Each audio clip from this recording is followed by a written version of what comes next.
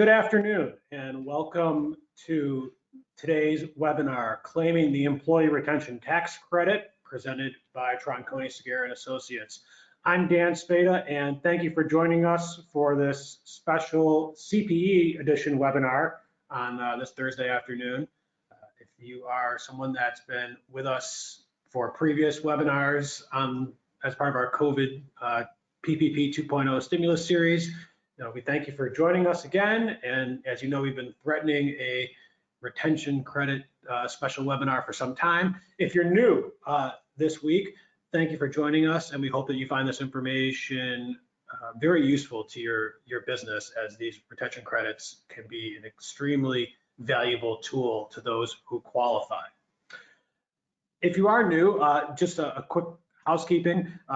The slide deck will be available in the handout section in the top right-hand corner of your screen. In this area, you'll also be able to submit any questions that you may have as we go through the presentation. We're not going to have a dedicated question and answer time at the end of this presentation.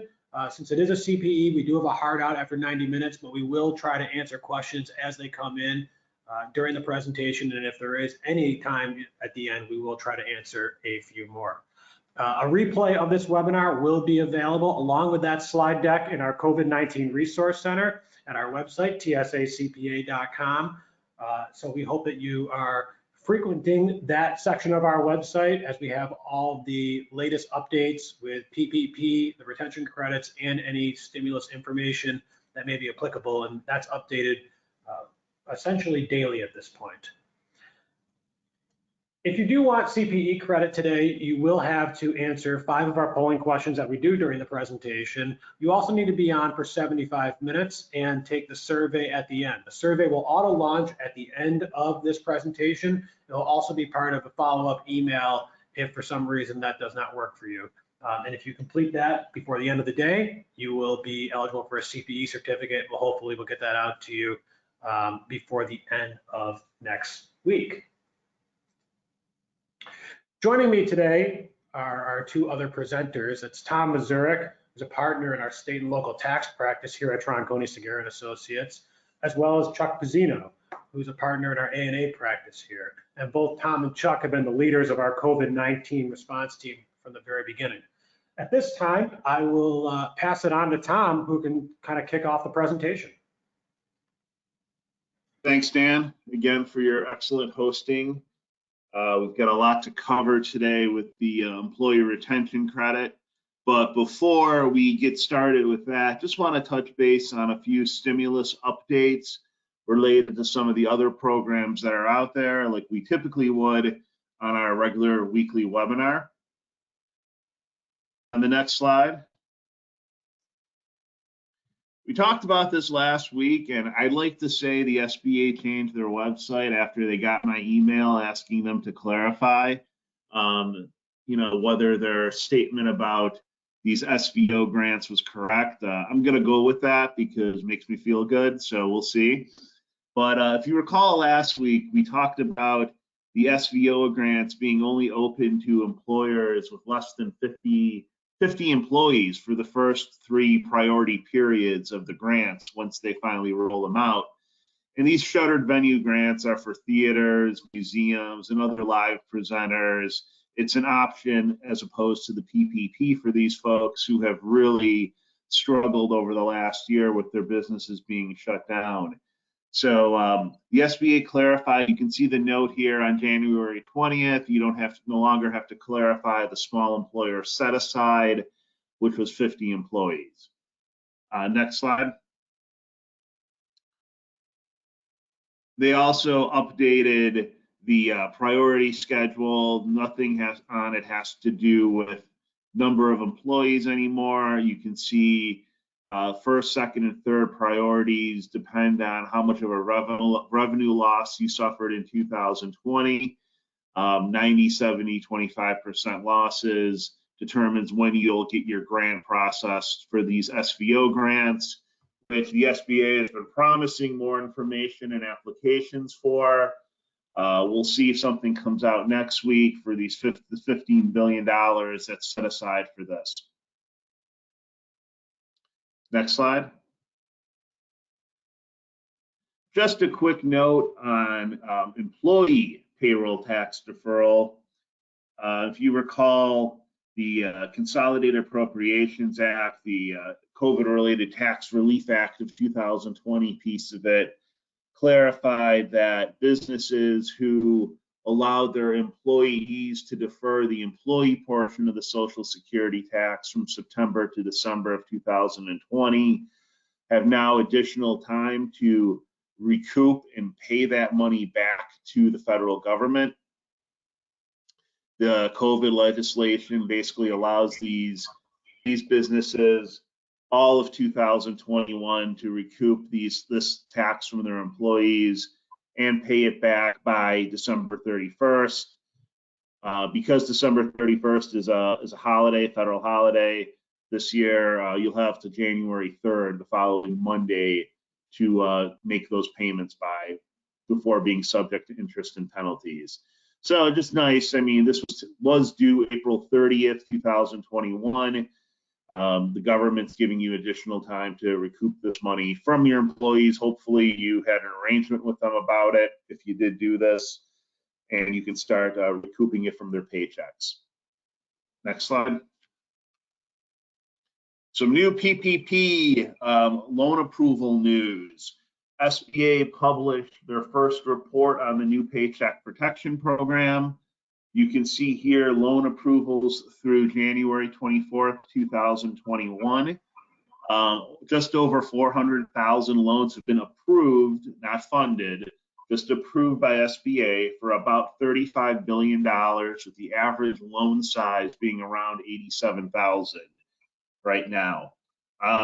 If you have applied for a PPP first or second draw loan, this stat here doesn't discriminate between what's first or second draw. I'd be interested to see what the numbers are there. But if you have applied, maybe you've not gotten notified from your lender approval, don't worry. There have been some issues. The American Bankers Association sent SBA and Treasury a letter the other day, basically saying we're having issues with different loans. If you can't apply for a second draw loan, if your first draw loan is subject to pending forgiveness by SBA, it's coming up with an error message.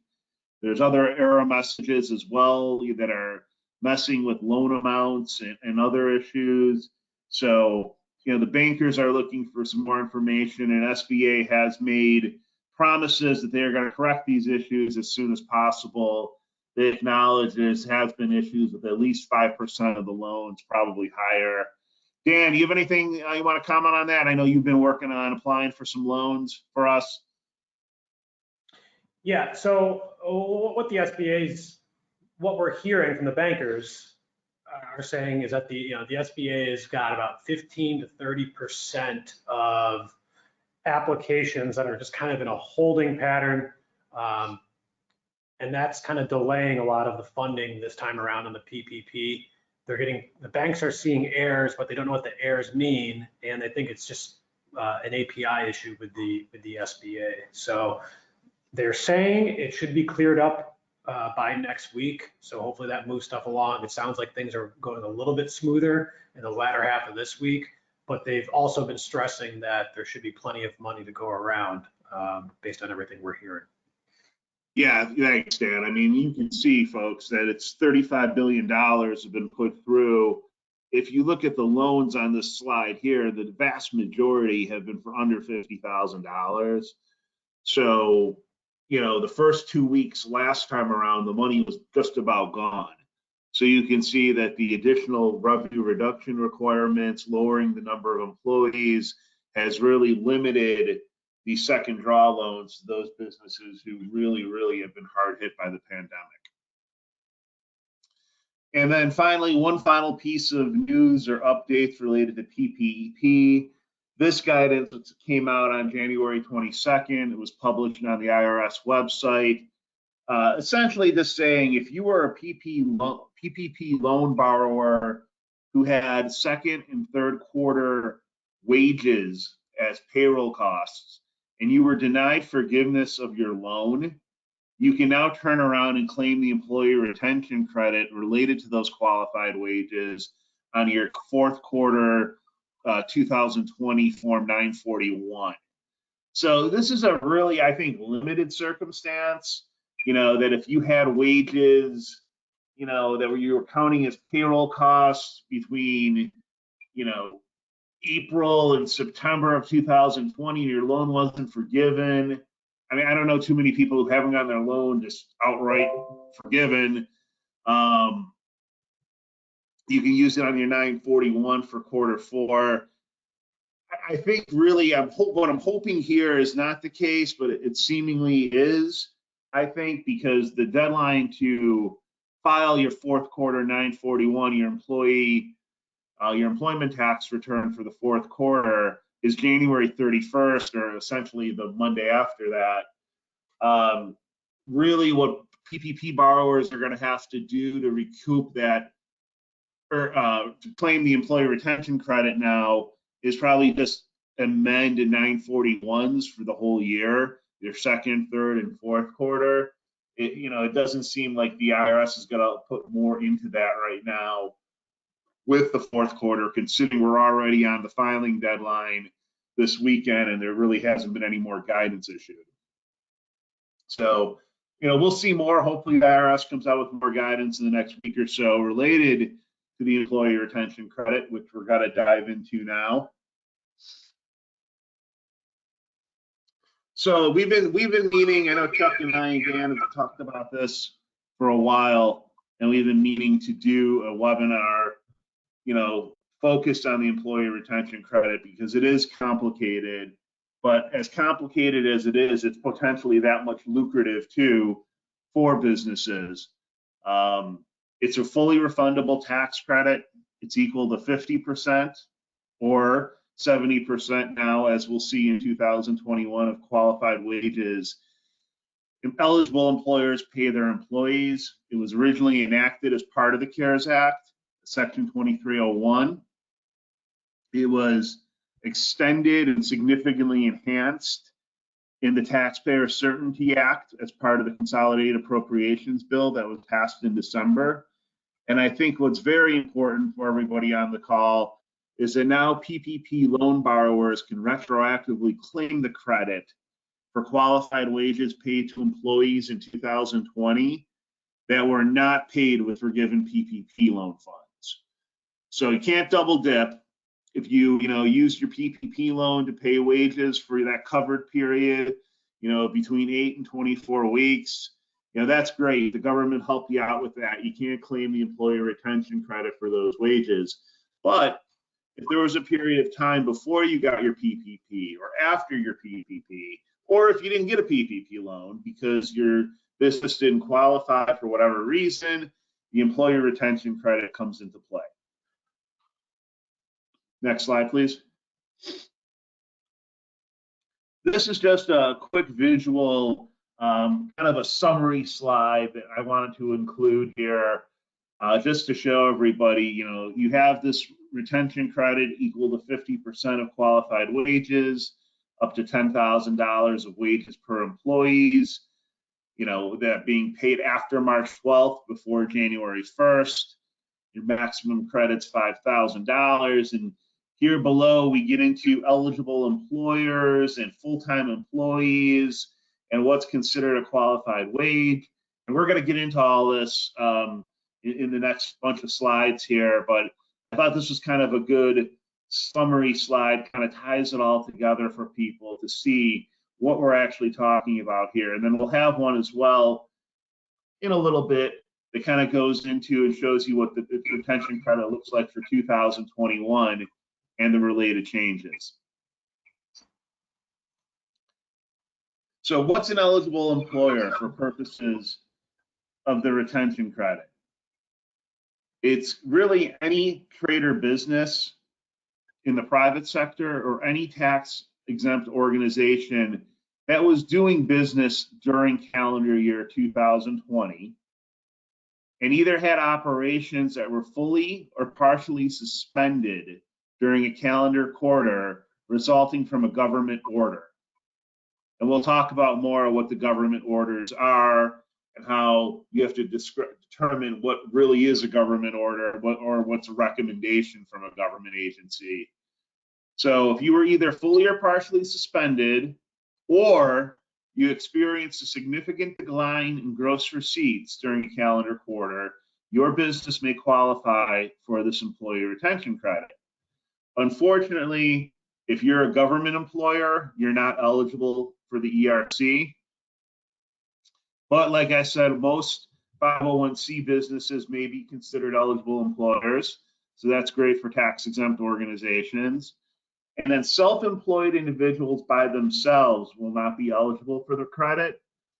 But if you do employ employees as a self-employed person, you may qualify for the credit with respect to those wages paid to the employees. So this benefit there, if you are self-employed and you have a business where you employ additional employees, may claim the credit. So what I want to do is kind of pull apart here what's in bold. What's fully or partially suspended really mean, and what's a significant decline in gross receipts? So fully or partially suspended. I mean, that can mean a lot of different things. For purposes of the employee retention credit, if you're fully, it really depends on the appropriate government authority. Who is imposing those restrictions on the business's operations?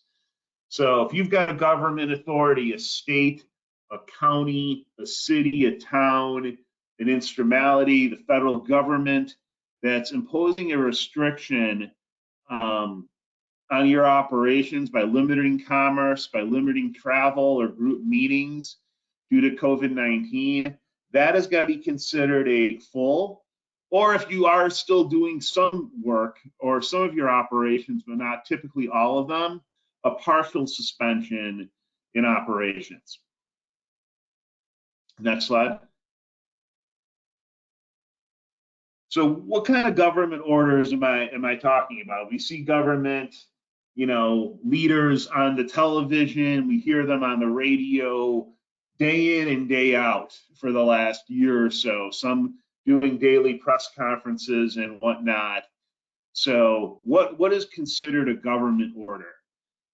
It has to be an order, a proclamation, a decree, like I said, from the federal government or the state or local, that is limiting commerce, limiting travel or group meetings in a manner that's affecting an employer's operation of its trade or business, including orders that limit hours of operation.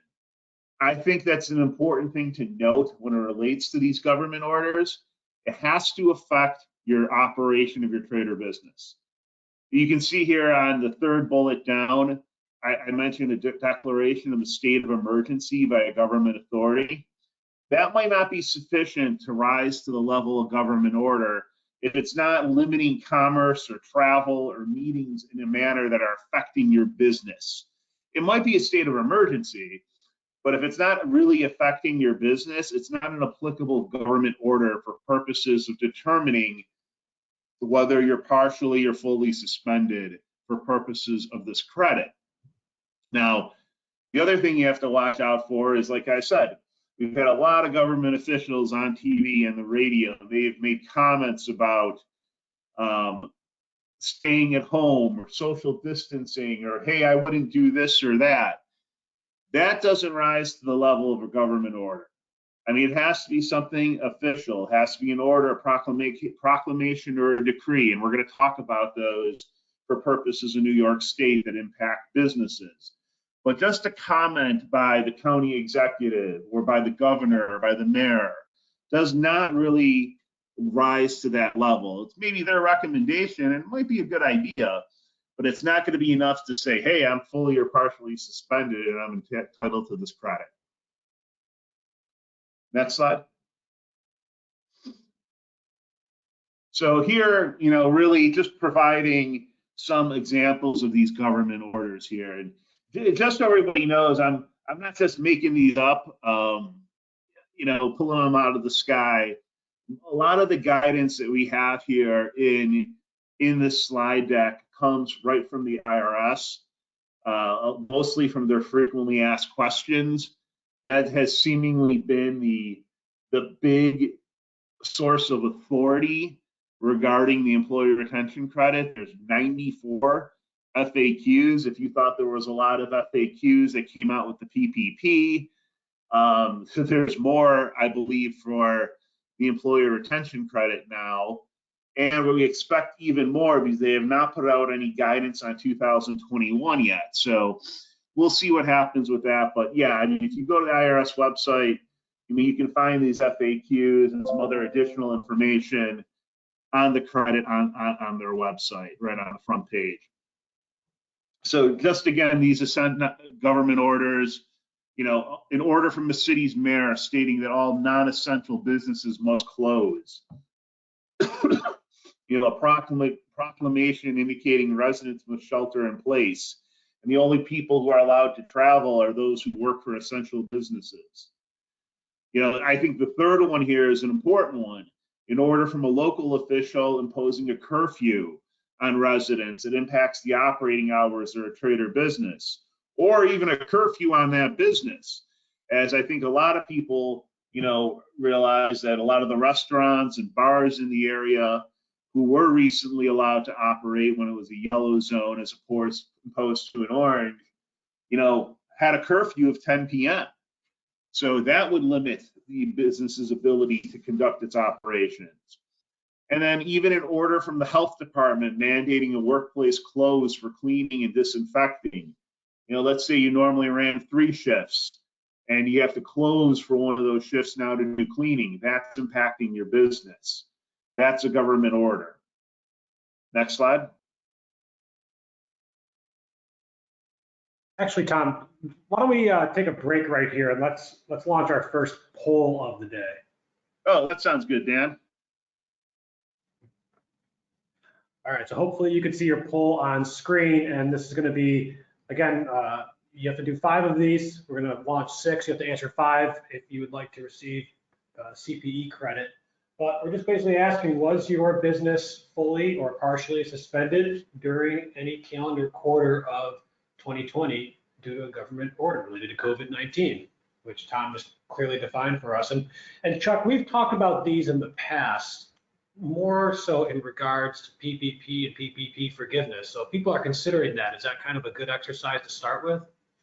Yeah, at this time, Dan, we're not aware of any differences in how government orders are defined for either PPP or employee tax retention tax credits. We think they're synonymous, so this would be good guidance to apply for PPP purposes as well. Okay, thanks, Chuck. And we'll wrap up the poll in about 10 seconds. So get your last minute votes are kind of trickling in. And we'll wrap this up now. And kind of interesting, you know, we got about 41% yes, which is, you know, maybe more than you would expect. Yeah, I mean, it sounds like we've got a lot of essential businesses on the call, but I mean, there are you know, instances, well, we'll see in a minute, where an essential business may also be considered partially or partially suspended for purposes of the credit. Thanks, Dan. So here we are, non-essential businesses. We've talked about this. You know, how do you know, am I essential? Am I non-essential? If I'm not essential, I guess I'm probably going to be subject to a full or partial suspension. And really what you need to do, according to the rules, is refer to the government order that's affecting the trade or business operations in your area, in your particular jurisdiction. Because what might be applicable in some instances in Erie County may not be applicable in Niagara County, or might even differ by city by city. What I've included here in the slides, I've put in 2 different New York state executive orders that came from Governor Cuomo. The first one here is from March. It's this Executive Order 202.6. This was, I think, the first list of essential and non-essential businesses that New York State published regarding who was being closed down during COVID. And this was right at the beginning, of the pandemic, right when we were closing everything down.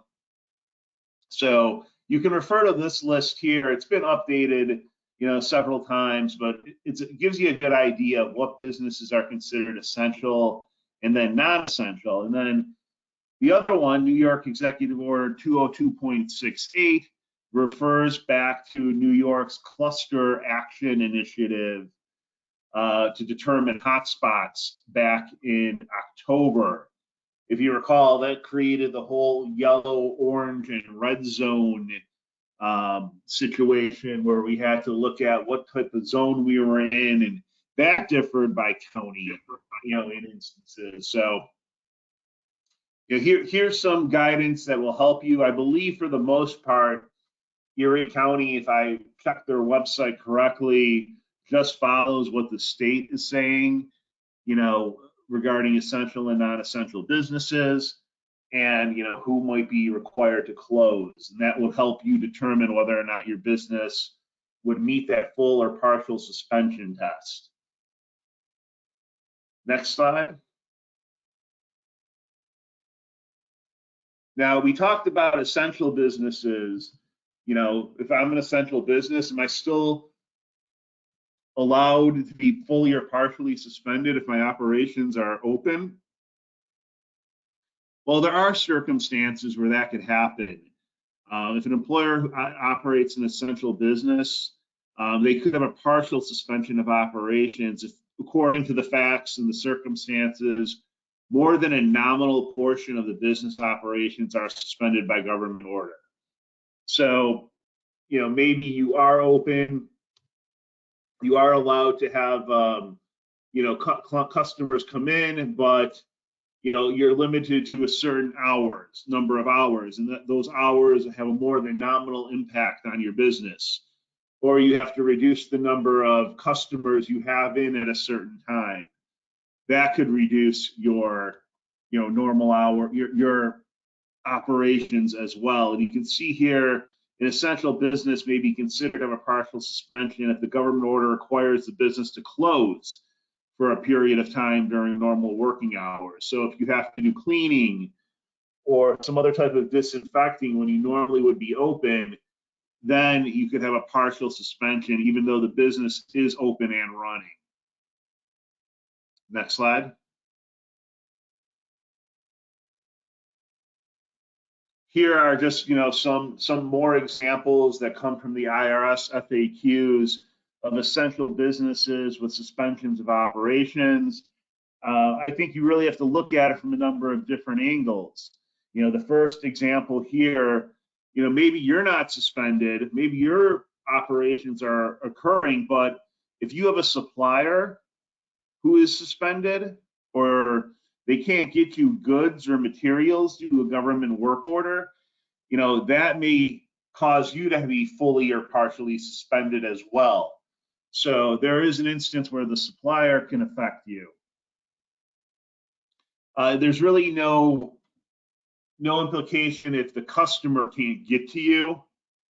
They also clarify that in there from the demand perspective that, maybe there's a shelter-in-place order that customers can't get to you during certain times. That doesn't impact whether you're, an essential business with a suspension of operations. It's only on the supply side that would impact you. I mean, if you can continue your operations regarding, but telework instead, you're not going to be considered to be fully or partially suspended.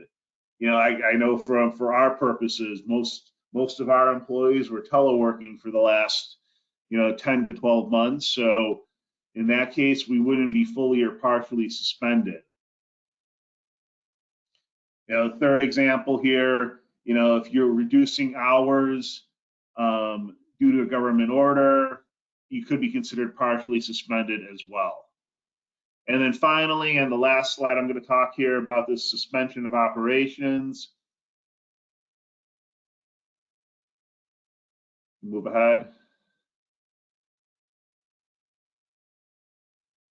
If you're an employer that operates a trade or business in multiple locations, and some of the locations may be, suspended due to government orders, but not all of them, you're going to be considered to overall have a partial suspension of operations. So that I think is very beneficial as well. And Chuck's going to talk about, some more information with aggregated employers and whatnot. But if you have multiple locations, some are up, some are down, you're going to be considered partially suspended. And the one last thing I want to point out, I thought this was a very, important FAQ that the IRS answered here is, if I'm subject to a government order to fully or partially suspend my operations and the order is lifted, is the employer considered to have business operations that were suspended? So a quarter is a long time, it's 3 months. Let's say within that 3-month period, there was a 4-week period where the government issued an order that fully or partially suspended my business. So I'm qualified for that whole calendar quarter as for having my business suspended, but you're only entitled to claim the employee retention credit for that period of time when that order was enforced. So if it's 4 weeks out of the quarter where that order was enforced, it's that period of time where you can claim the employee retention credit, not the entire quarter. That's something I want to end with here. You can see in general, qualifying, under a full or partial suspension is pretty complicated.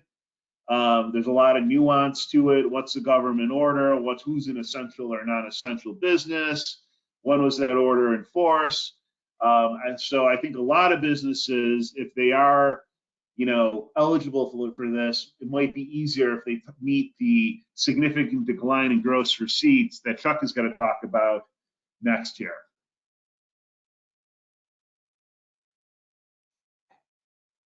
Okay, thank you, Tom. I appreciate you getting through so many slides, and I'll take over here. The topic is going to be calculating significant decline in gross receipts.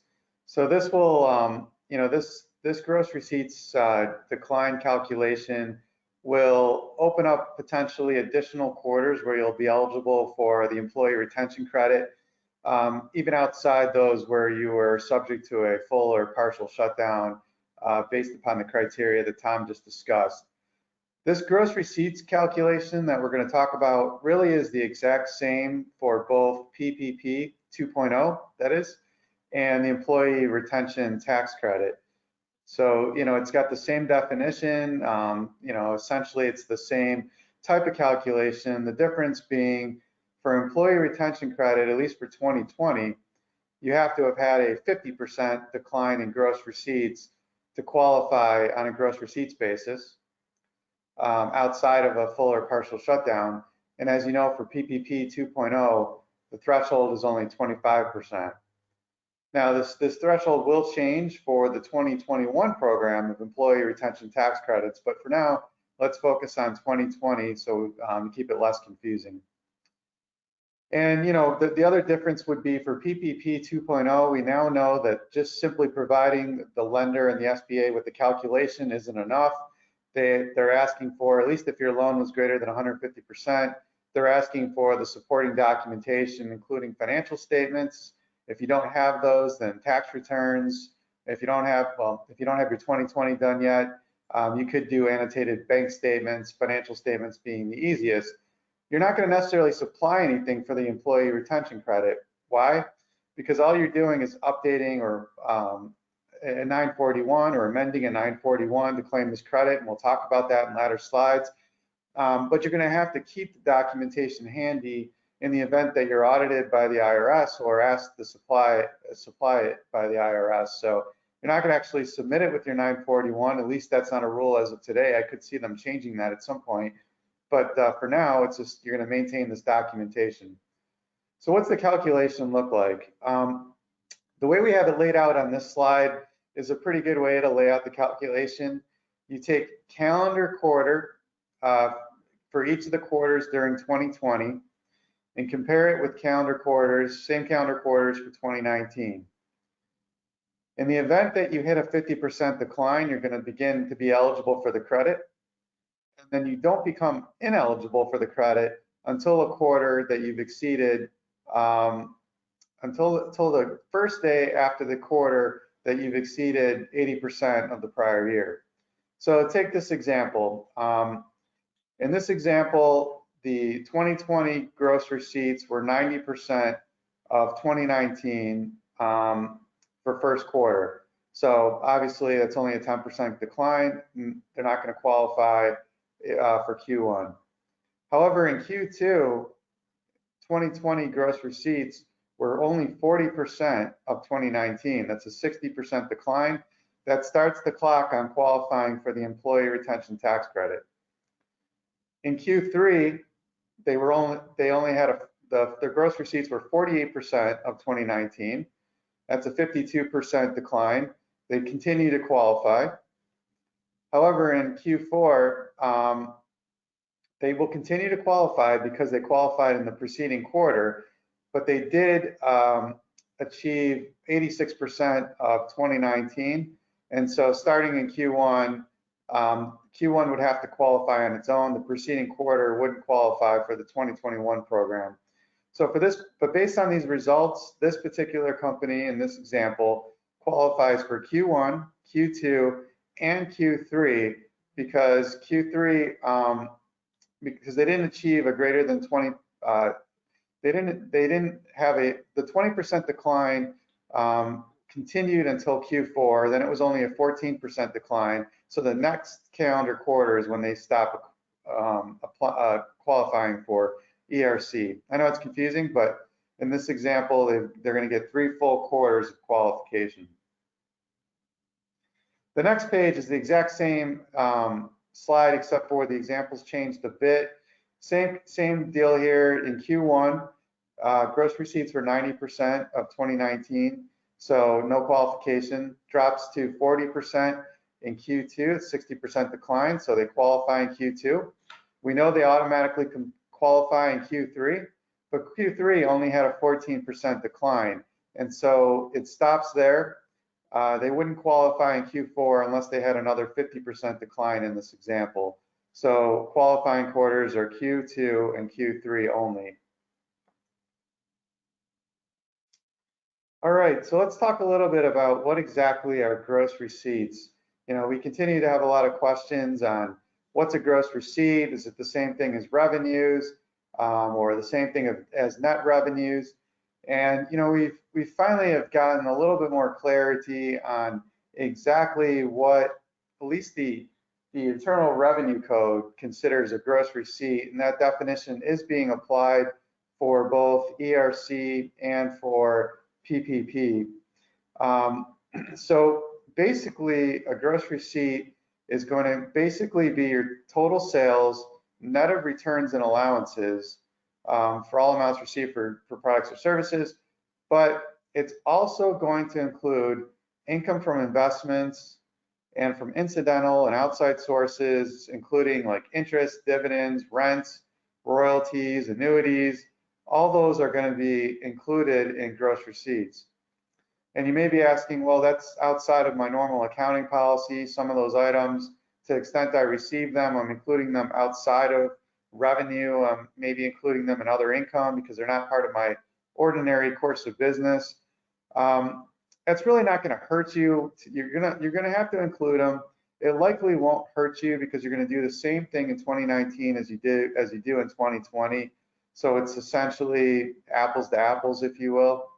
And so it really shouldn't have a significant impact on the calculation, but that is what the strict definition of what we have as of today is including. So it will require potentially some adjustments to your normal accounting policy to achieve the gross receipts under this definition. If you're a nonprofit employer, you may be saying, how does this apply to me? Gross receipts for a not-for-profit employer are going to include gross receipts from all operations, not just those that are related to your not-for-profit status, but all operations are included all receipts, including investment income, dividends, rents, royalties, gross amounts from contributions, gifts, grants, and similar items are all included in gross receipts. Now, I know someone's going to ask about PPP. We got our PPP loan forgiveness during 2020. Is that in gross receipts? It absolutely is not. There is a special exemption for PPP. They didn't necessarily make that special exemption for other grants that you may have received under the CARES Act. It just talks about PPP forgiveness. We're going to have to stay tuned. I know there was a special grant for medical related companies under the Health and Homeland Services and some other types of those grants. And at this point, we're not sure that those are excluded. So I will just say to be safe that they're not excluded, but we definitely know PPP is excluded. All right, let's take a break there and let's launch our second poll for CPE.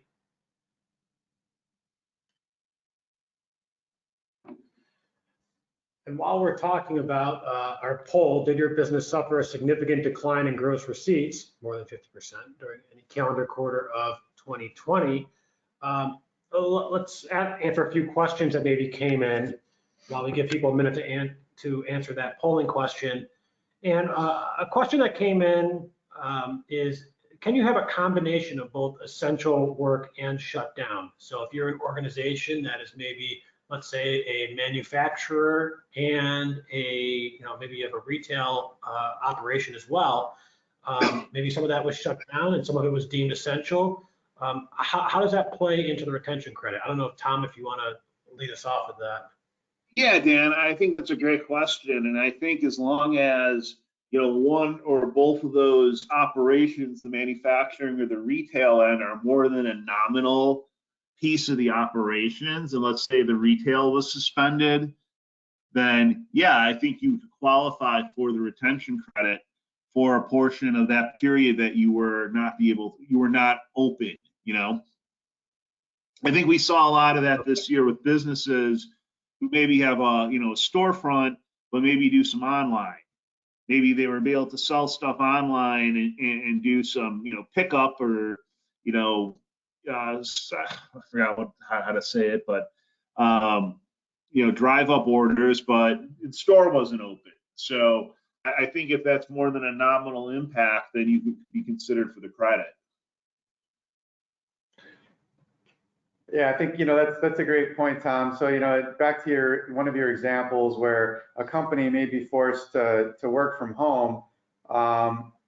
So they're working remotely, but they didn't skip a beat with respect to the typical gross receipts or just the typical operations of the business. Likely not going to be considered to be partially shut down. But the example where, let's say it's a coffee shop, for instance, and they've got the drive-through window open and they can't serve inside the restaurant, and that's had more than a nominal impact on their operations and revenues, then they would qualify as partially shut down. So each circumstance is going to take a little bit of dissecting to really make sure that we're coming to the right conclusion. But to the extent that a portion of your business is you're not able to operate as you were prior to the pandemic, and it's having a more than nominal impact on your results, you're likely going to be considered partially shut down. Yeah, and maybe a good metric of that as well, Chuck, is kind of what you're going through right now with the gross receipts. Yeah, that's right. Are we good with the poll? We'll go with the poll. Poll results, about a third yes, which is not great, obviously, for those organizations, but perhaps good that they're listening to this webinar right now because we think we could help them out a lot. Sounds good, Dan. So I'm going to move the mic back. Okay, so let's get into a concept of aggregating corporations or businesses. This particular question or subject is, it's a source of a lot of confusion, and I think it will continue to be. And what I'm going to share with you are the rules as we know them today There may be further guidance. We really hope there is, but for now, let's talk about exactly what the current rules state with respect to aggregation. So if you have businesses that are part of a controlled group or a group of entities under common control, they're considered to be a single employer for the purposes of determining whether or not they were fully or partially suspended, for the purposes of calculating gross receipts, and for the purposes of determining whether or not they have more than 100 full-time employees. And then ultimately 500 full-time employees when we get to 2021 employee retention credits. What does this mean? What is common control? Common control typically is defined as a controlling interest or 50% or more. So if you have two businesses that are owned 50% or more by the same individual or same corporation, those entities would be combined into a single employer for the purposes of these rules. So control is really one of the more important criteria here. 20% likely isn't enough. It's usually going to be 50% ownership or more. Two businesses that are 100% owned by the same individual or the same corporation are certainly going to be combined into a single employer. Now, when you're applying this guidance for full or partial suspension, maybe back to the previous slide real quick, Dan, thanks.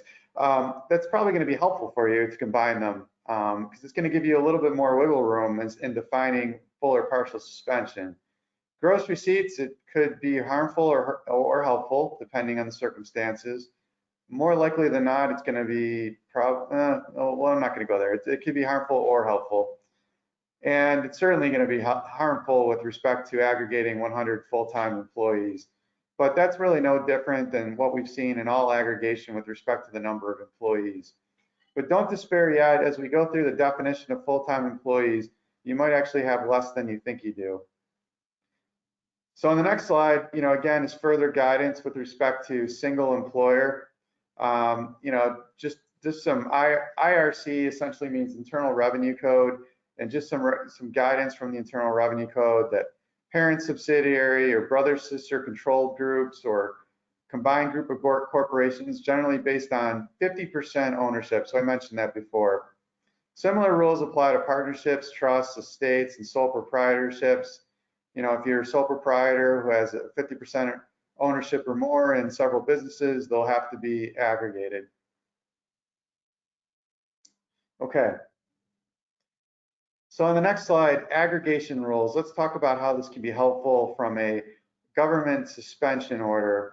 To the extent that as we've mentioned before, if part of your business is suspended and it's having more than a nominal impact on your results, you're considered to be partially suspended. If you have two businesses, one who's shut down and the other who isn't, and they're part of a controlled group or a single employer, that's going to be considered a partial suspension. So that's actually helpful. Like for instance, in this example, employer G is a restaurant chain, operates several single trade or businesses through multiple subsidiary corporations located in various jurisdictions. Certain members of the employer Group G's operations are closed by a government order while others remain open. As a result of the government order causing suspension on the operations of a certain employer Group G members, the operations of all members of the control group are treated as partially suspended. So this could be really helpful from an aggregation standpoint to get you into the partial suspension rule, which again, if you remember, sort of ignores the gross receipts, at least during the period of partial suspension. So this could allow you to qualify for the 2020 ERC on an aggregated basis.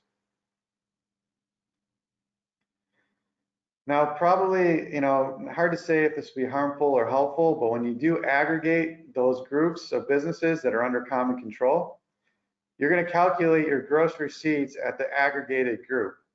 So even if individual members have more than a 50% decline, on an aggregated basis, they have to meet the same criteria. So in this example, when we have employer J and employer K, who are members of a controlled group of corporations, employer J had gross receipts of 1 million in Q2 of 2019 and 400,000 in Q2 2020. They clearly had a 50% decline. Employer K had gross receipts of 1 million in Q2 of 2019, 750,000 in Q2 of 2020. They don't have a 50% decline, and when combined, there's only a 40% decline. And so neither can claim the ERC credit on an aggregated basis. Neither of them qualify, and so they don't get it. On a combined basis, they have to have a 50% decline in that quarter or any other quarter in order to qualify under the gross receipts test for employee retention credit. Remember, PPP 2.0 is only 25%, so in this case, they'd meet the criteria for PPP 2.0, but not for employee retention credits in 2020. All right, so now we're gonna switch gears just a little bit and talk about qualified wages. And for 2020 employee retention credits, you get a 50% credit, assuming you're in the rules for any quarter, full or partial suspension, you met the gross receipts decline, you considered your aggregated entities, you'll qualify for a 50% credit on qualified wages. 2020 is I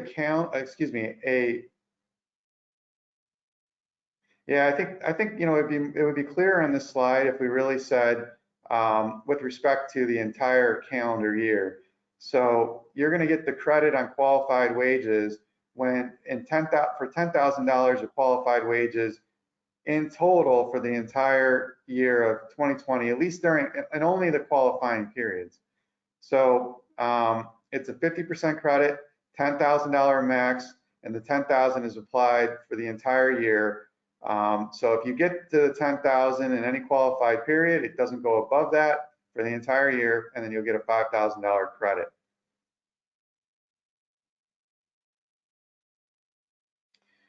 Okay.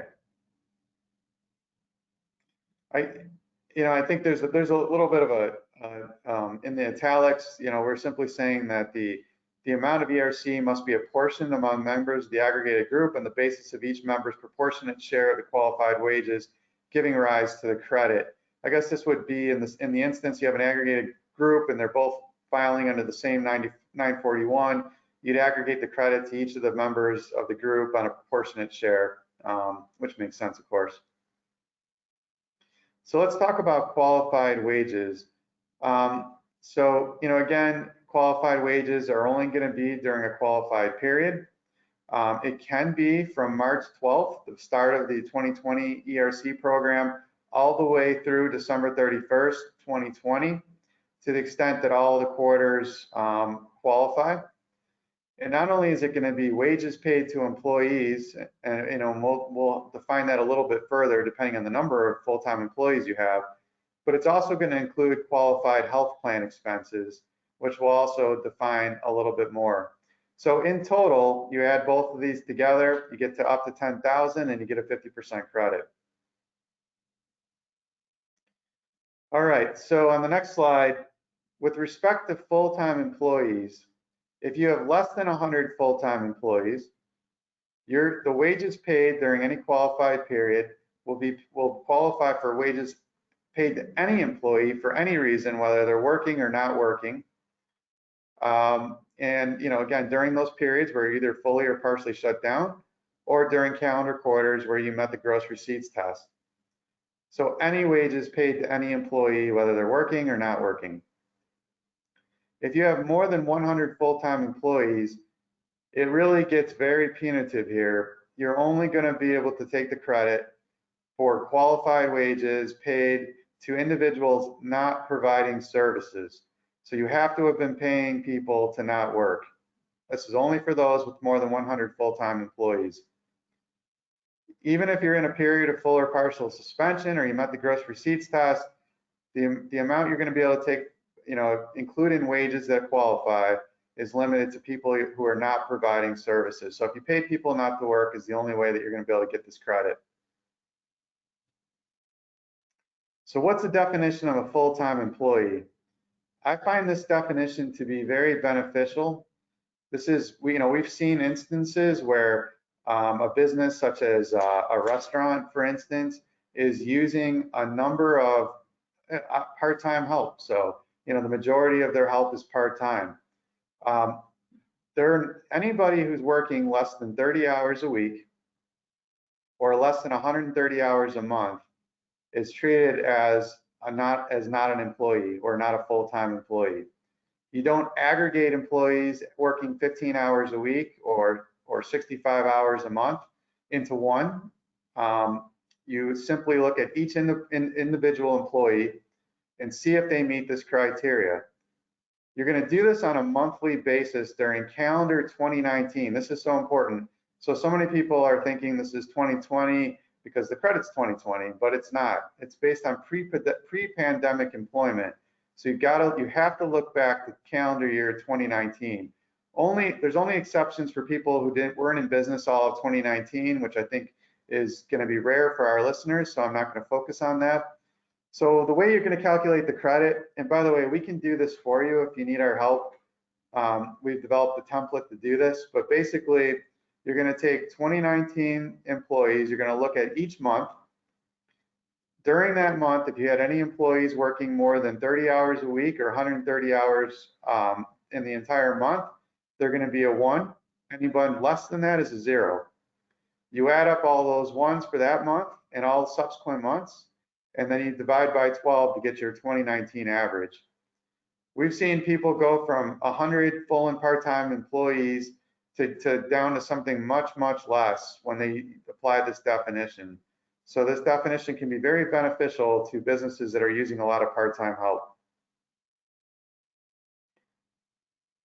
I guess I should say, I know this is confusing. So this is not the definition for full-time equivalents that we use for PPP. Totally different definition, totally different calculation. And as of right now, I'm not aware that the payroll service providers are doing these calculations, but you certainly can reach out to them and maybe they're doing them for you. They certainly know how to do FTEs for PPP, and I know that they can do this as well, but I just don't know if they're offering this as a service just yet. If any payroll service providers are on the phone and like to make a comment on that, please put it in the chat and we'll mention that to the group. Okay. So on this next slide, these are more restrictions on employers with more than 100 full-time employees. So you've gone through the math, you've determined, yes, indeed, you have more than 100 full-time employees. Further restrictions besides that you can only pay employees who are not working to qualify for the credit is that any vacation days, holiday days, sick days, or other days off are not going to qualify for this credit because even though they weren't working, you're paying them for their vacation, holiday, sick days, or other days off. That's not going to be, those won't be qualified wages, so those will have to be backed out. Oh, and then, the first bullet is you can't pay hazard pay or bonus pay to employees who are not working and use that to qualify, because if the qualified wages may not exceed what the employee would have been paid for working an equivalent duration during the 30 days immediately preceding the commencement of the full or partial suspension or the quarter in which you experience a significant decline in gross receipts. So, if you were paying people not to work and gave them bonuses, it's likely that hazard pay or bonus is likely not going to be includable either. So a lot of restrictions if you have more than 100 full-time employees. These rules on this slide apply to employers of all sizes. So regardless of whether you have more than 100 or less than 100, these rules apply. Severance payments to former employees following termination of employment are not going to be considered in qualified wages. Wages that are exempt from Social Security and Medicare taxes are not going to be includable.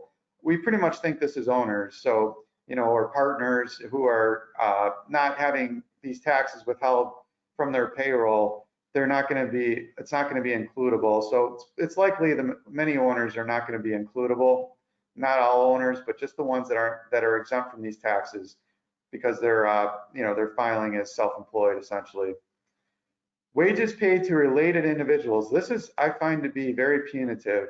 A related individual to a 50% or more owner is their spouse, their brother, their sister, their niece, their nephew, a couple other criteria. So if they're working for the business and they're related to a 50% or owner or more, their wages are not going to be includable as qualified wages for the purposes of the credit. Any wages that you got a credit for, I mean, this is no different than PPP. If you got a credit under FFCRA or family leave wages, they're not includable. You can't double dip. Same thing with the work opportunity tax credit, can't double dip. And I think that's, that pretty much does it. Now keep in mind, qualified wages are calculated without regard to federal taxes imposed or withheld. Really no different than PPP. This is gross wages. All right, now I'm going to move on to qualified health plan expenses before I turn it back over to Tom. For now, we are going to consider qualified health plan expenses. TSA interpretation here is just medical. You know from PPP that medical, dental, vision, and now disability and life are all fall into this bucket, but there's no similar rule for employee retention credits. And until they make that rule, we think this is just medical. Now, I've had a number of people ask, okay, I'm self-insured for health. Does that count? Yes, it does. I'm on an HRA plan. Does that count? Yes, it does. HSA? Yes, it does. But there's special IRS rules on how to apply those. So, don't despair if you're in any of those plans. We can find a way to get your health included. It's going to take a little math, but we'll get there. And that's kind of why they say that qualified health plan expenses, are taken into account both on the employer portion and the employee pre-tax salary reduction contributions, which are typically made to an HSA. So if it's pre-tax and it's employee paid, it still qualifies. So employer paid or pre-tax employee paid are going to be qualified for this purpose. All right, so that's all I have. Now, I guess I should say before I turn it over to Tom, that if you have more than 100 employees and you're paying healthcare expenses for employees that aren't working, that will be includable in the qualifying period. So, some people are in that circumstance, so we can find a way to get some credits for those health plan expenses. All right, Chuck, let's do our third poll while we transition over to Tom, and I'll launch it now. Should see it, and it's just, hopefully this is an easy one after that.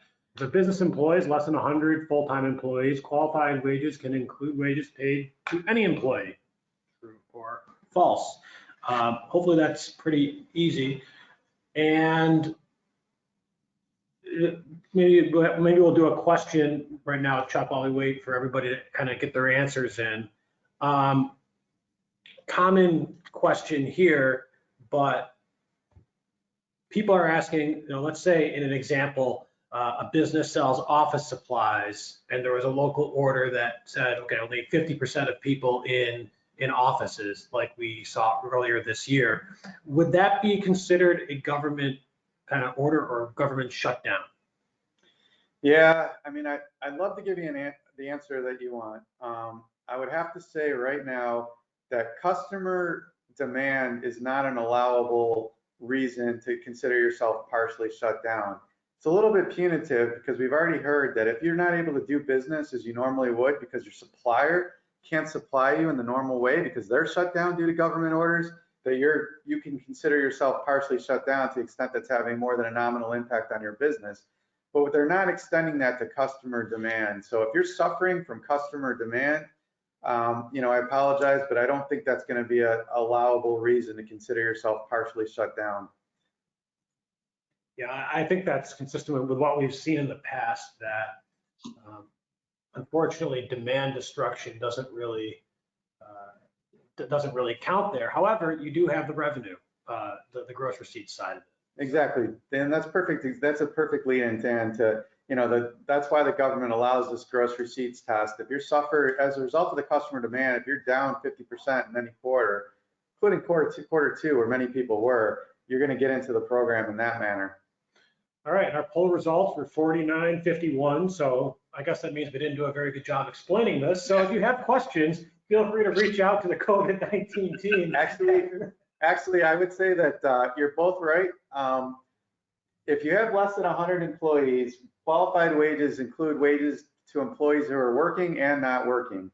However, it doesn't include any employee. If you have an owner employee who doesn't have their wages subject to Social Security tax and Medicare tax withholdings, they're not includable. So I'm gonna give credit to both sides of the fence on that one.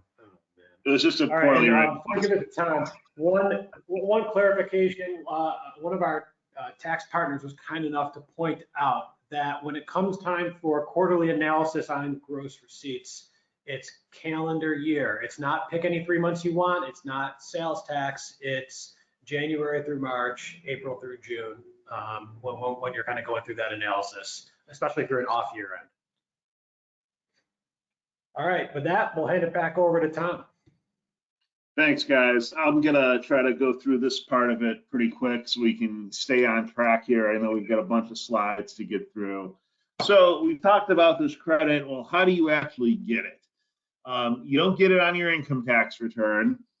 You have to apply for it through your Form 941, your employer's quarterly federal tax return that's used to submit employment taxes, your Social Security, Medicare, your share and the employee share on both of those, and then any withholding of federal taxes for income from your employees.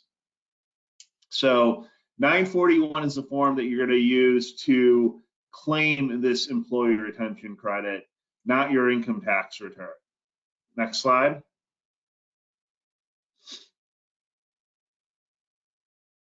So, what can I do when I'm claiming the credit? Well, essentially what you're going to do is, in anticipation of receiving the employee retention credit, an eligible employer can use that credit amount to fund wages.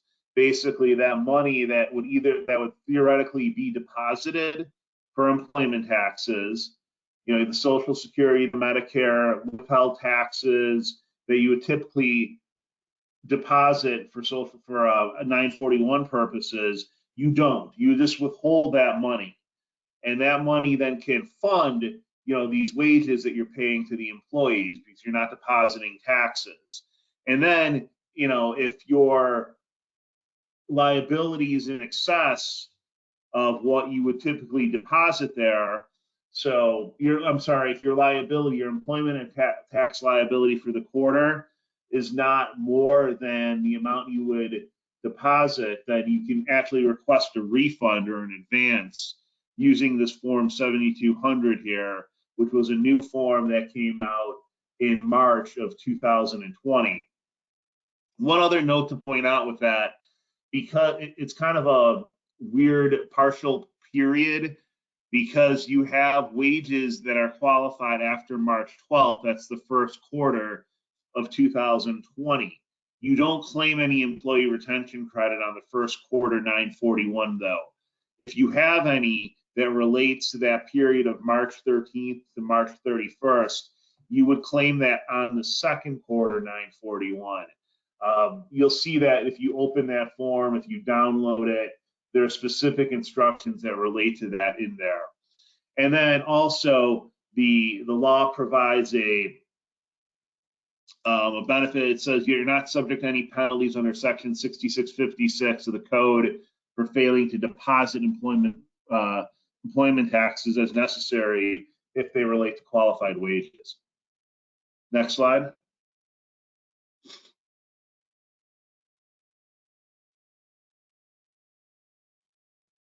Just a couple of quick examples here to show you how this would work.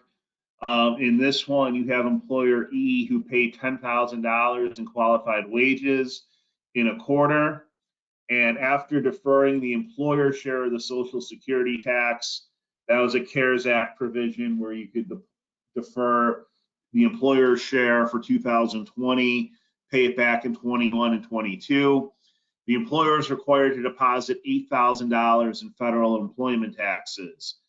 As they had $10,000 in qualified wages, no FFCRA credits, they're entitled to keep $5,000, 50% of the $10,000 in qualified wages for the credit for the quarter. So instead of depositing that $8,000, they're going to keep $5,000, deposit the $3,000, and they won't owe a penalty for that, for not depositing that money, and they're going to account for it when they file the 941.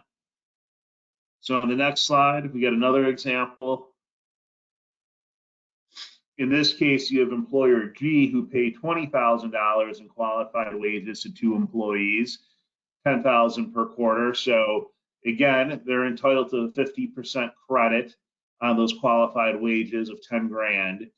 In this case, they have to deposit $8,000 in federal employment taxes.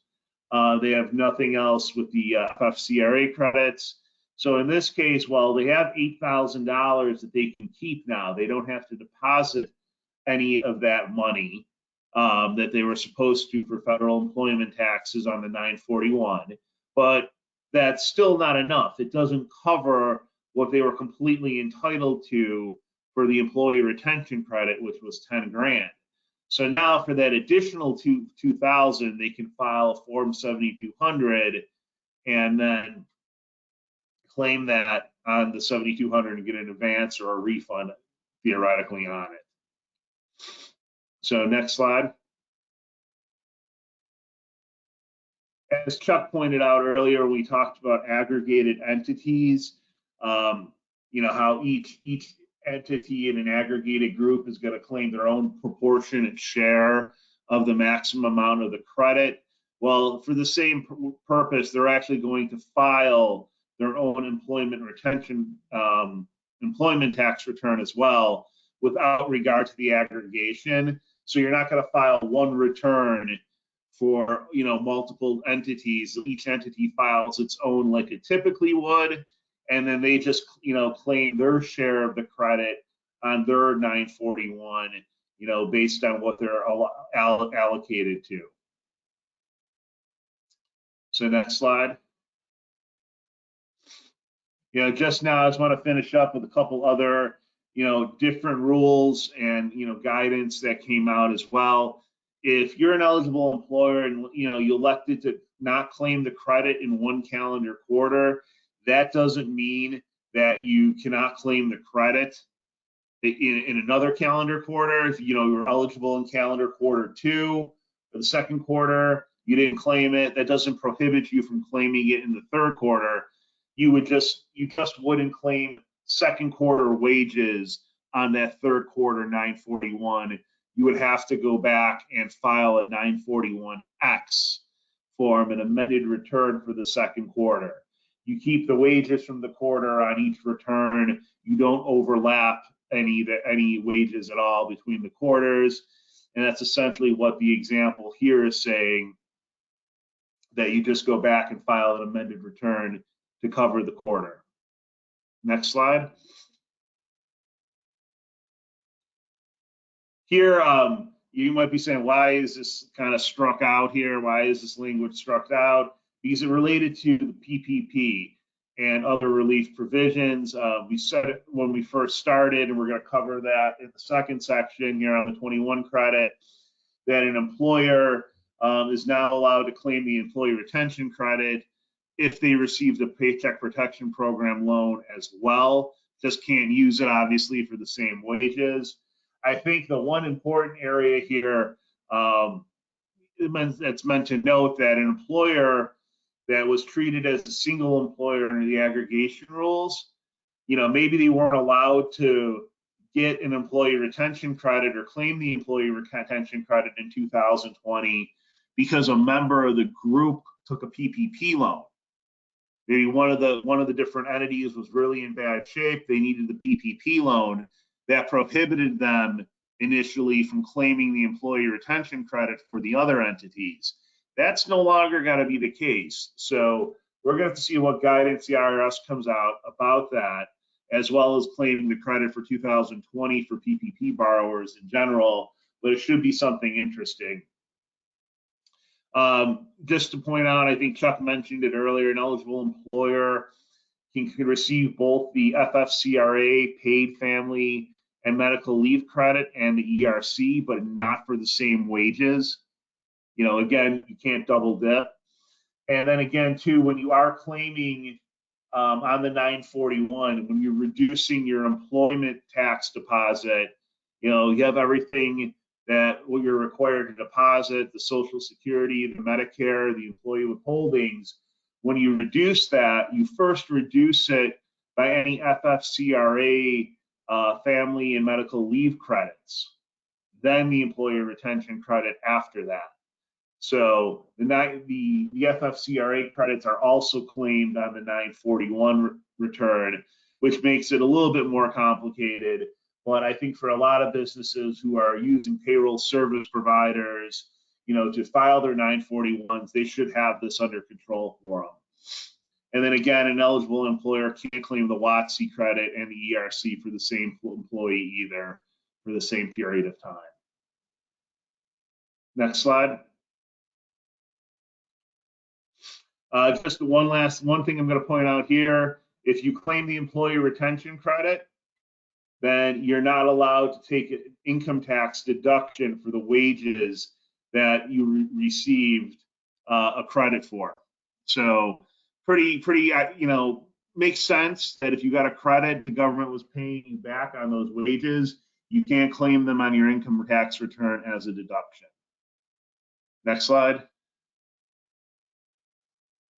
And then third-party payers, you might be saying, hey, you know, this is great and all, but I really don't have employees. I use a PEO who, you know, reports and pays the federal employment taxes on my employees.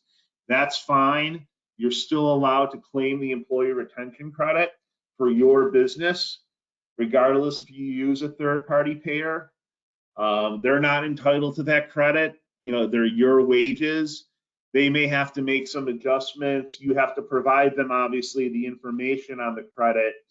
And then depending on what forms they file, they may have to just amend the Schedule R for your business when they file their 941. So again, if you use a payroll service provider, PEO, definitely talk to them about how, you know, how they're going to, you know, claim the credit on your behalf.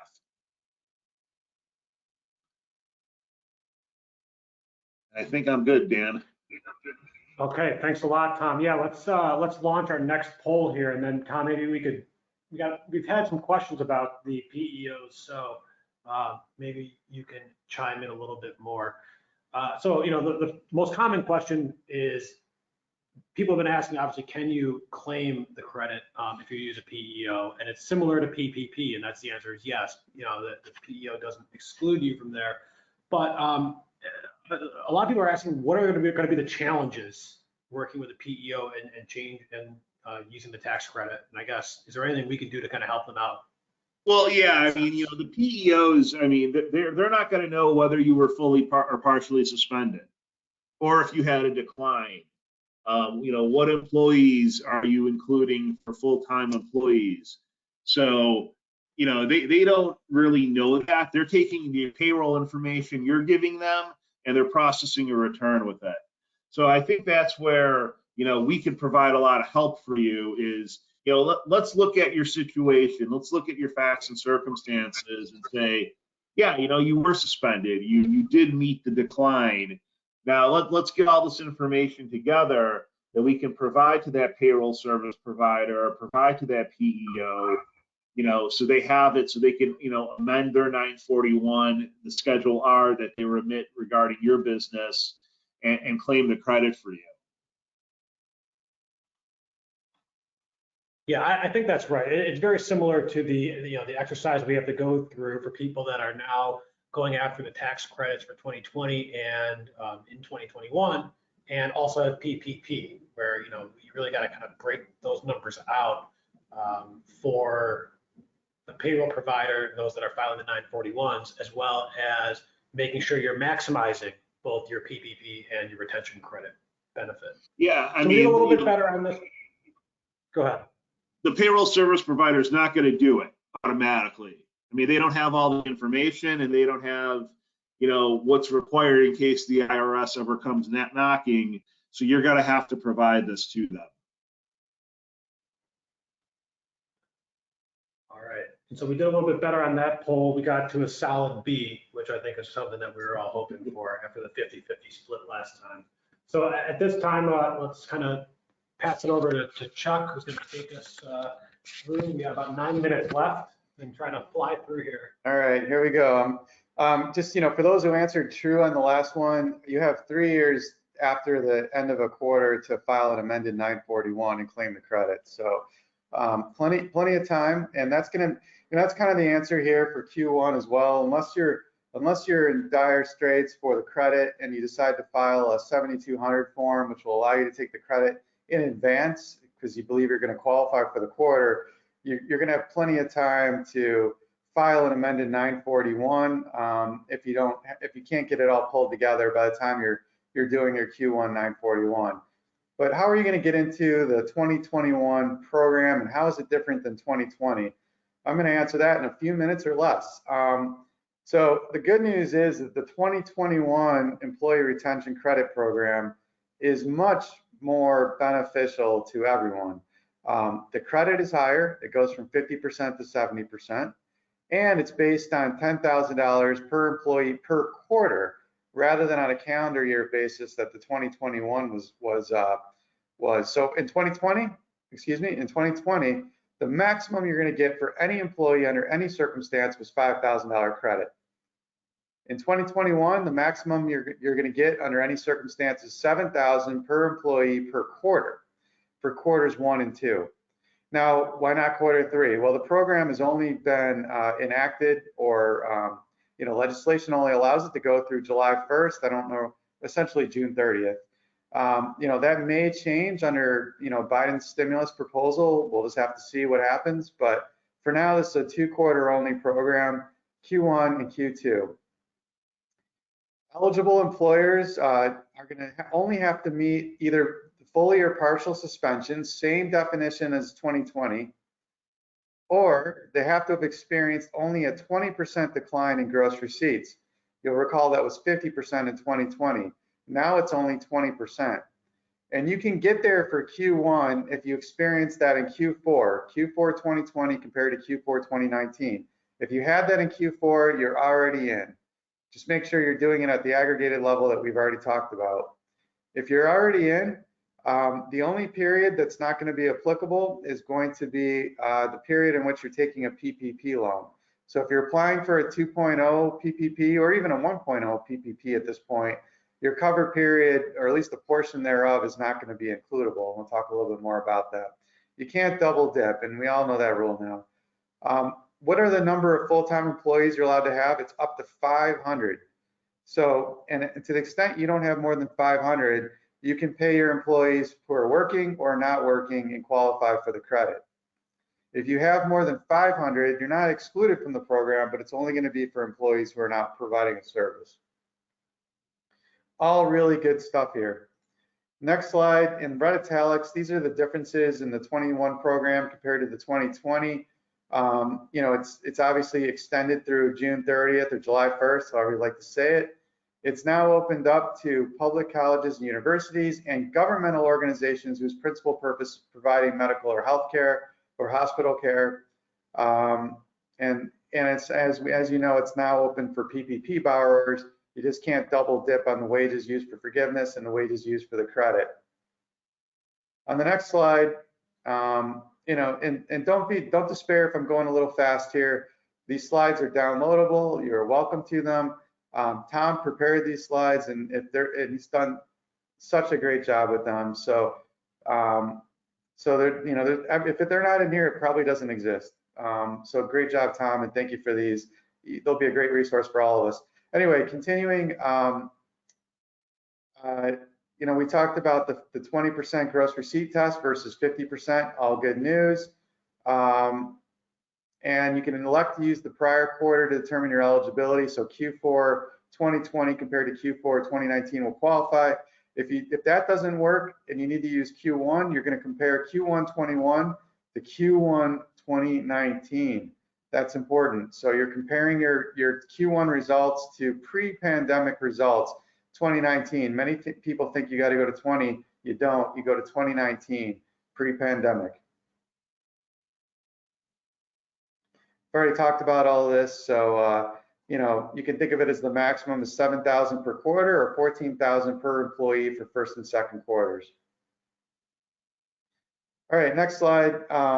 You know, here again, one more, Dan. Thank you. I'm going fast. I'm trying. So less than 500 full-time employees is going to allow you to use qualified wages for any employee, except for the wages that you're using for PPP purposes, PPP forgiveness, that is. More than 500, you're not out of the program, but it's only for employees who are not providing services. And this is also great. Next slide is the disallowance of the credit for pay rate increases or hazard pay or bonus pay has been alleviated. So that doesn't matter anymore. If you choose to pay your employees a little bit more during this period of time, you're welcome to do that, and those wages will qualify. And we're still waiting for the IRS to draft guidance on the advance payment, which you can get using Form 7200. So if you already know you qualify based on Q4 results, and you know you're not going to double dip with your PPP loan forgiveness, you can file for an advance for the credit.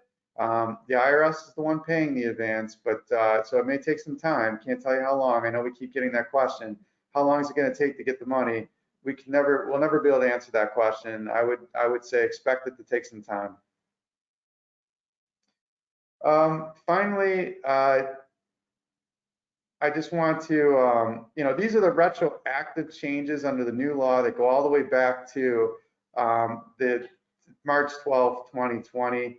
So, you know, group health plan expenses can be considered qualified wages, even when no other wages are paid to the employee. We talked about that before. And again, you know, the term gross receipts for ERC purposes has the same meaning as the Internal Revenue Code, and we've shared what that definition is. And those that got PPP loans in 1.0 loans in 2020 can still qualify for the credit, and those that get 2.0 loans can still qualify for the credit. Right now, though, and this is, you know, maybe the next slide, this is, in my mind, this is a little bit unknown. We know you can't double dip with wages used for forgiveness. A strict read of the guidance says if you're not using the wages for PPP forgiveness, then they qualify for ERC. But some are applying an interpretation that says the entire covered period, whether it's 8 weeks or 12 weeks or 24 weeks at your election, whatever you need to get PPP forgiveness, the entire covered period is excluded. I don't think that's right, but there's debate, and so I would just say conservative interpretation is the covered period is excluded. I think the real answer is if you didn't need the wages in the covered period to qualify for forgiveness, they're still includable in ERC because that wouldn't be double dipping. You're not using the same wages for two purposes. Yeah, and Chuck, the AICPA has requested Treasury and IRS to provide further guidance on this. So hopefully we'll get some soon from the IRS in either more FAQs or, you know, some kind of revenue proc or bulletin. All right, thanks, Tom. Let me launch our last poll of the day since we're right up against it here in the last minute.